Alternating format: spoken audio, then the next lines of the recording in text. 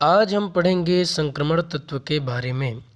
तो आइए देखते हैं संक्रमण तत्व का परिचय। आधुनिक आवर्त सारणी में एस ब्लॉक तथा पी ब्लॉक तत्वों के मध्य में डी ब्लॉक तत्व पाए जाते हैं। डी ब्लॉक के तत्वों को सामूहिक रूप से संक्रमण तत्व कहते हैं।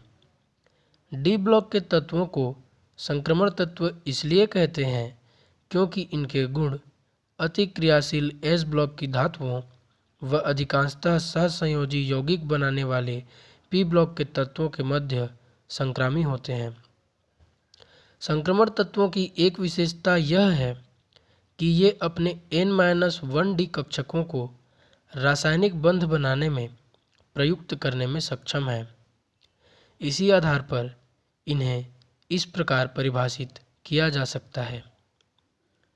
वे तत्व जिनमें परमाणुीय अवस्था में अथवा उस तत्व की किसी सामान्य ऑक्सीकरण अवस्था में डी कक्षक आंशिक रूप से भरे हों, संक्रमण तत्व कहलाते हैं।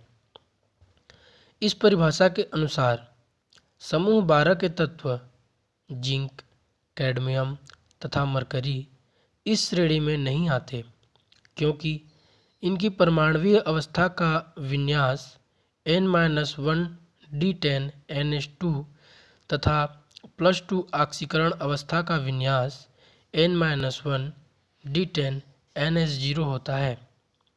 इन तत्वों की सामान्य ऑक्सीकरण अवस्था +2 होती है। इस प्रकार इन तत्वों के परमाणुीय तथा +2 अवस्था यानी कि आयनिक अवस्था दोनों में ही इनके डी कक्षक पूर्ण रूप से भरे हुए होते हैं। समूह 11 के तत्व कॉपर, सिल्वर व गोल्ड इस परिभाषा के अंतर्गत आते हैं, अतः वे निश्चित ही संक्रमण तत्व हैं। इस तथ्य को उनकी ऑक्सीकरण अवस्था के आधार पर स्पष्ट किया जा सकता है। कॉपर, सिल्वर व गोल्ड का बाह्यतम इलेक्ट्रॉनिक विन्यास N-1D10NS1 है, जिसमें डी कक्षक पूर्ण रूप से भरे हुए हैं, किंतु इनकी +1 से अधिक ऑक्सीकरण अवस्था जैसे कॉपर 2+ ऑक्सीकरण अवस्था में 3D कक्षक में 9 इलेक्ट्रॉन होते हैं। सिल्वर के +2 ऑक्सीकरण अवस्था में 4D कक्षक में 9 इलेक्ट्रॉन होते हैं।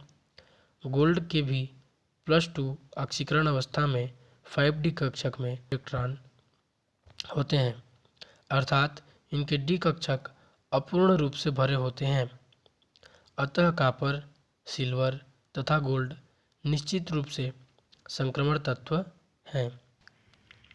वर्तमान में उन सभी तत्वों को संक्रमण तत्व कहा जाता है जिनके डी कक्षक में 1 से 10 तक इलेक्ट्रॉन आंशिक या पूर्ण रूप से भरे होते हैं, अर्थात वर्तमान में सभी डी ब्लॉक तत्व संक्रमण तत्व की श्रेणी में आते हैं।